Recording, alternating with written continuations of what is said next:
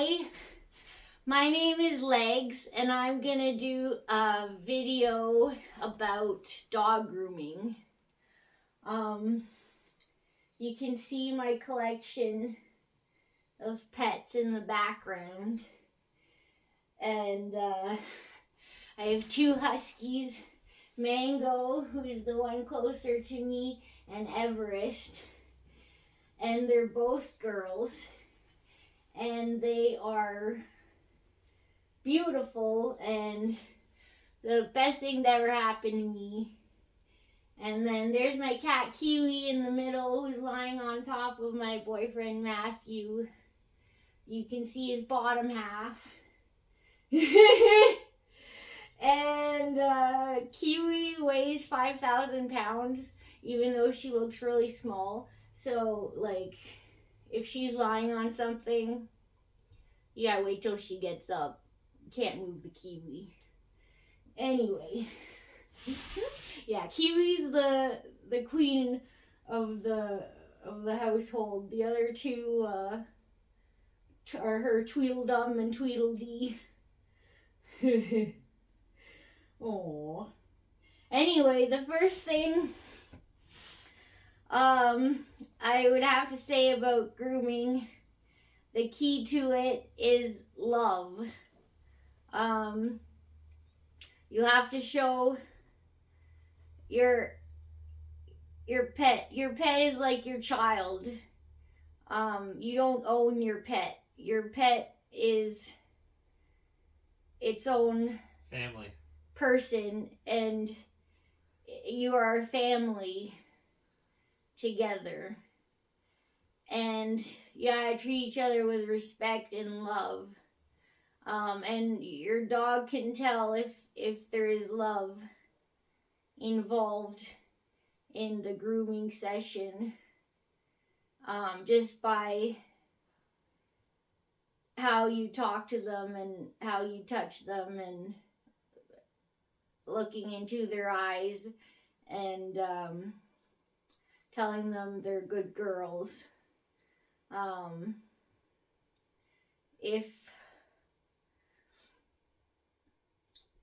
If you are trying to groom them without emotion, they will not be invested in it, and they'll just want to get the heck out of Dodge, because it's not like they're enjoying the experience.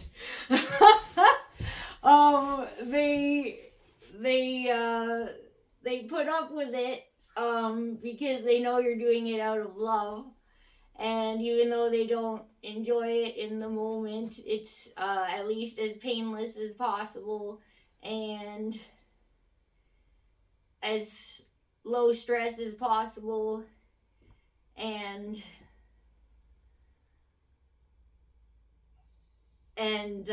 for their own benefit, because then they go out and play in the warmer weather and it's not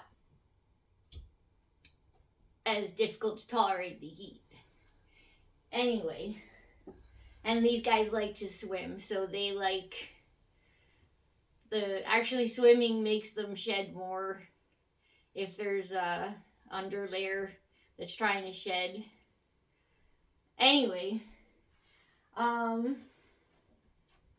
so these are gonna be my two demonstrators for the grooming. And as far as what tools to use, like, I've tried every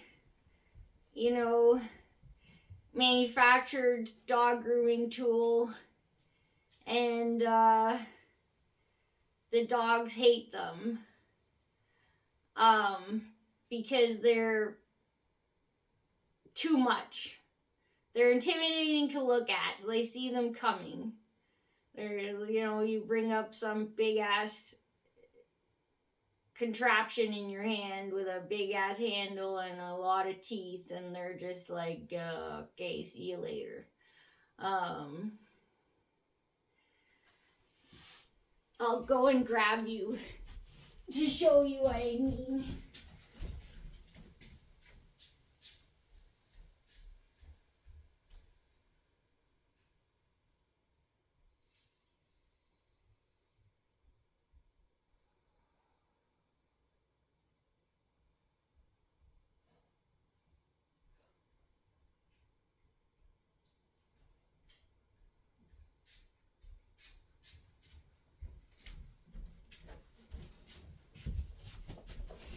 So I've tried most things you can think of. One of these deshedder things, a rake thing,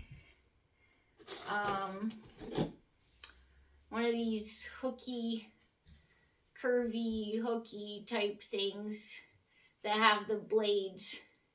I did use them as inspiration to make my own, but these ones, they work in theory if the dog is unconscious, if it's just an unconscious body of fur that you're trying to clean. Yeah, that's the most efficient way. But if they won't have it and you're struggling with them, that's an unpleasant experience for everyone. And neither you nor your dog will want to do it. And it hurts more because there's so many. Like, look at, there's 9 teeth on the lesser side, and like, I guess 18 on the, I don't know, more of them on the other side. It's like the one with 9 teeth is like the easier going side. 9 teeth at the same time, pulling out 9 tufts of fur at the same time. Like, that's not pleasant. Like, when you're combing your own hair, you do one tangle at a time because it hurts. Anyways, same with this one. This one's gotta be like 50 teeth on this thing. They don't mind this one as much because they're more spaced out. So they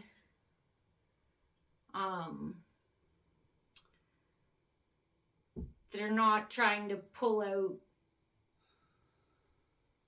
as much of the stuck stuff. Anyways, and this one, they really, I mean, it works well, but I have a much less intimidating solution that I use: a lice comb. You can get this at basically every pharmacy, and probably big, what am I trying to say? Like department stores, like Walmart or I don't know. I don't go to department stores. Anyways, yeah, it's just called a lice comb. It's very discreet. You can just approach the dog and conceal it entirely, and then they're not like, oh shit. They're like, when they're like, oh shit, they're mounting their stress hormones already. You haven't even approached them yet. They're not gonna be receptive.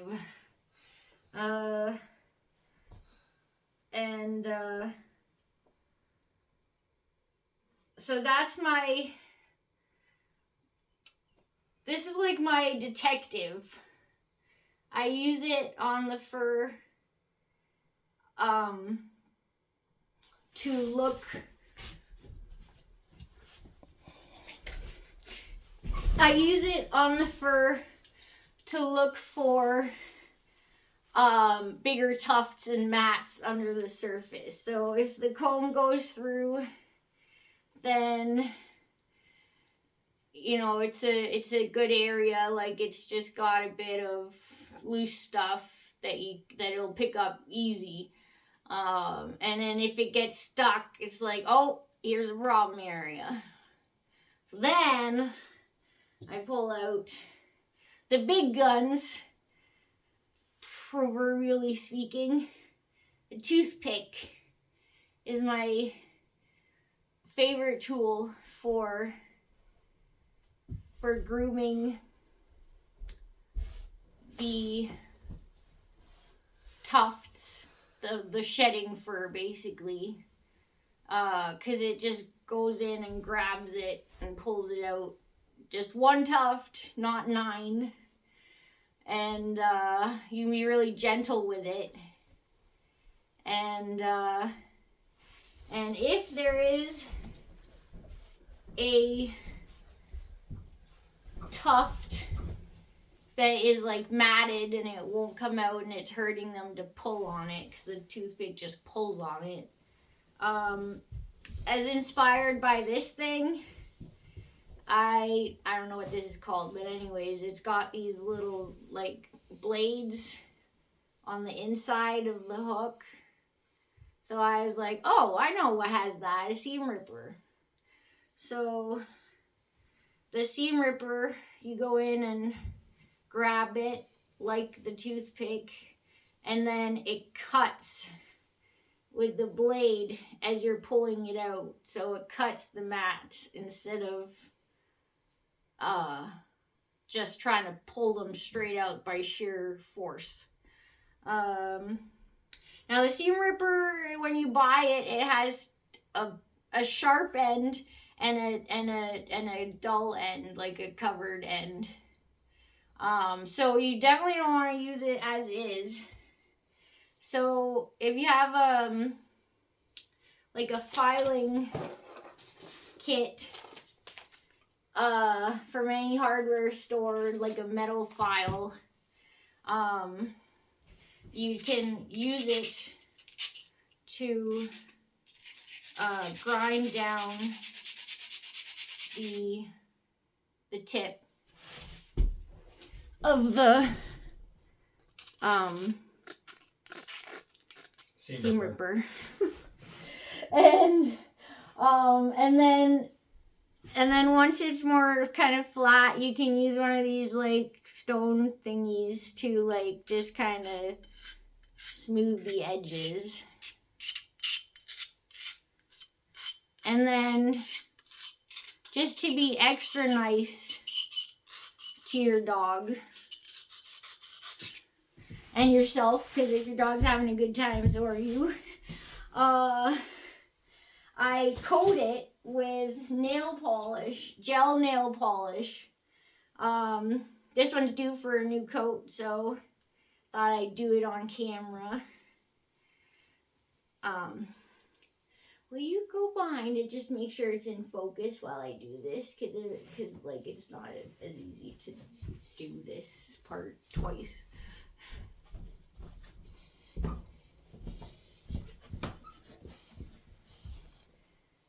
Okay, so I picked red just because the other end's red, so it matches. With gel polish for it to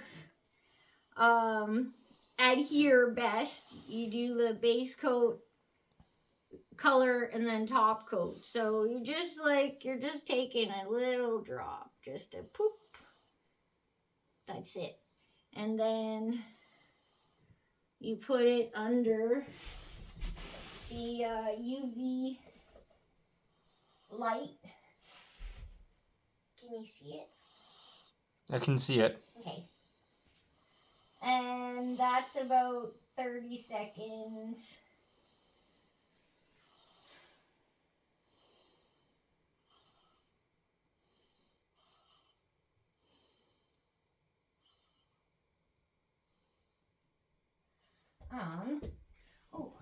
One thing I should mention, I don't know if you've noticed my giant collection of dog bones, but they still chew every single one of them, so, where's that toothpick? Here it is. When you pull the toothpick out of the toothpick jar, it's pretty sharp. Like, you just wanna, like, just rub it against a dull, smooth, hard surface, like a table works, whatever, just to dull it a little bit. And then it gives it these, like, sort of wings. Back it up a little bit. That's perfect. And they're great for grabbing. Like, they're like little diggers. They wear off, but don't bother trying to remove them. It helps. Anyway, so we've done our base coat on this thing. So now we're going to do our color. So just literally like boop. And throw it under the dragger.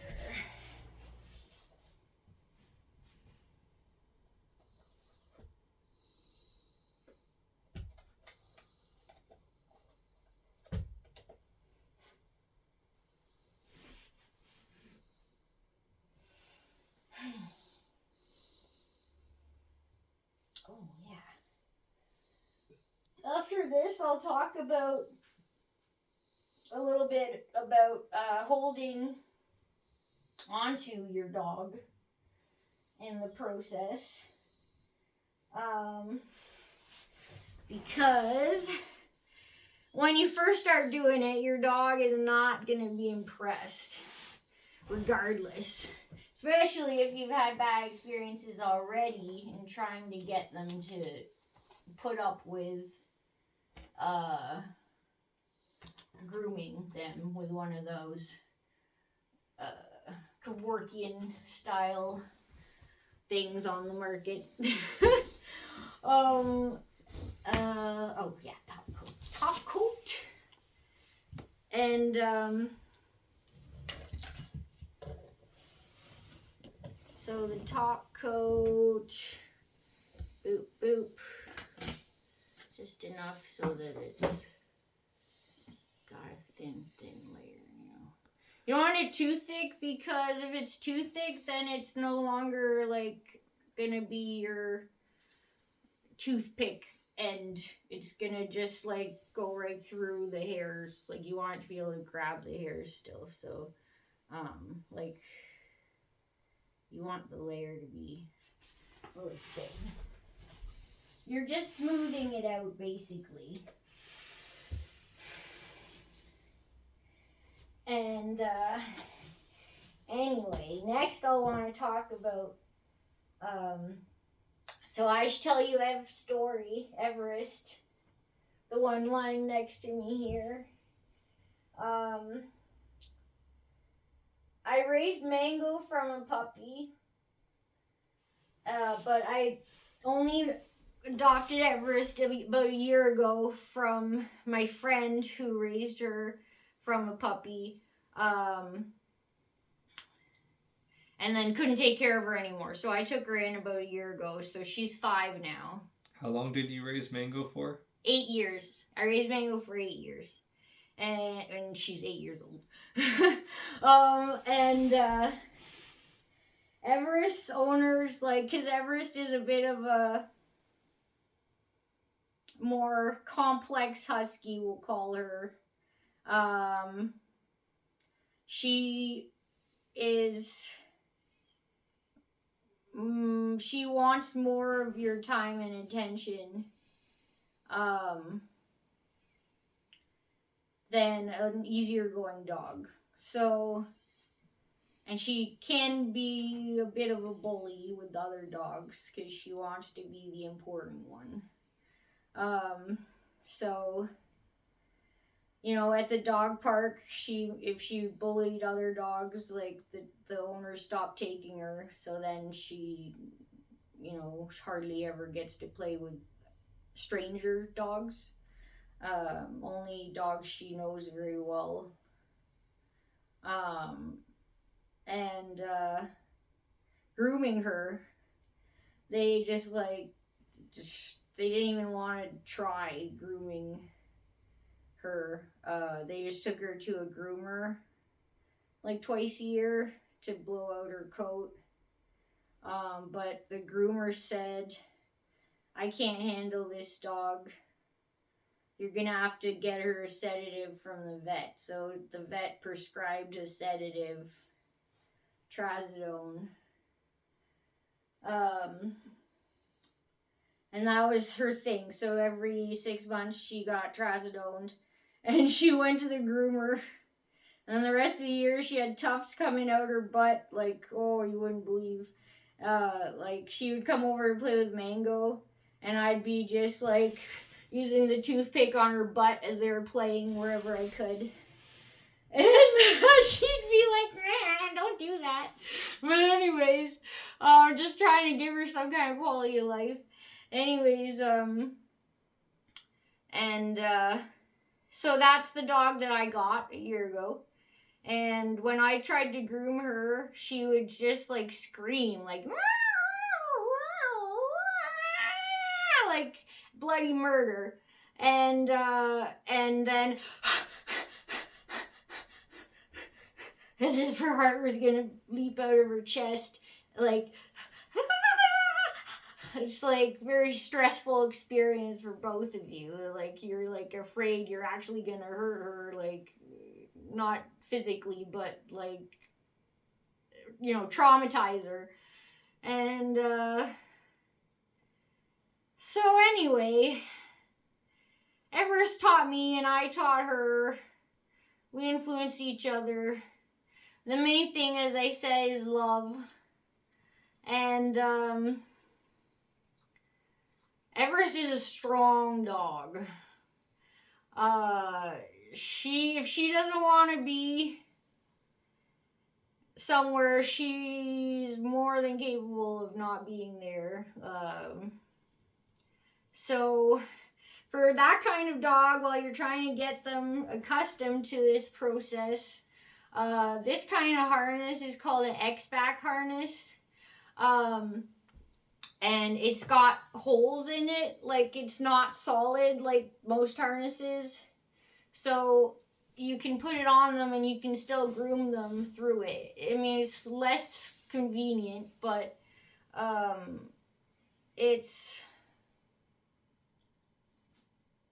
gives you control over the situation so that you're not both getting driven mad. Because as soon as they get more mad, then you get more mad, and then like the hormones are escalating, and it's just the situation collapses. So it's good to have control, and this makes it really easy because there's lots of points to grab from, and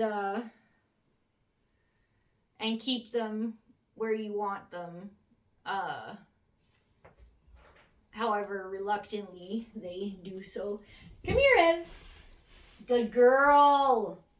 Okay, I was gonna show you how to put this on. Come here. Come here, good girl. Good girl, Ev. Are we on camera? You are, but Ev's not. Let's twist the... Yeah. There we go.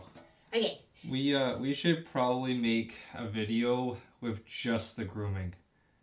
Because if someone's grooming, they're grooming right now. It's already been like almost 25 minutes and you haven't started grooming yet. Someone who's watching this is just an intro video. Just an intro video. Alright, come here, Ev.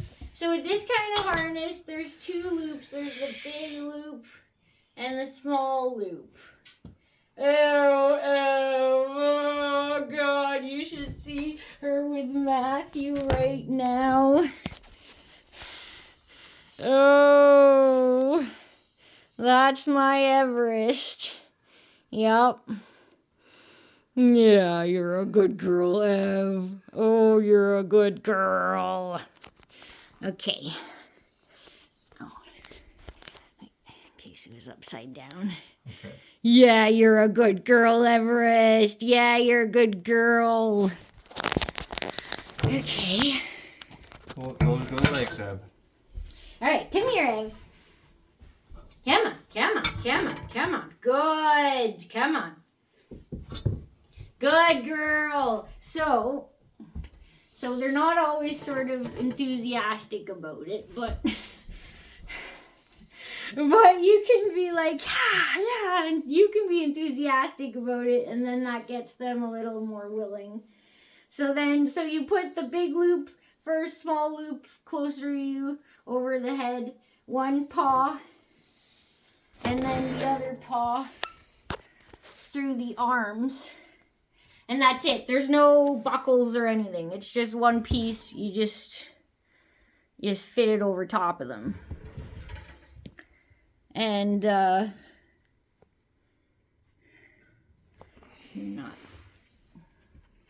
Anyway. Yeah, so it's just one piece. You just fit it over top of them.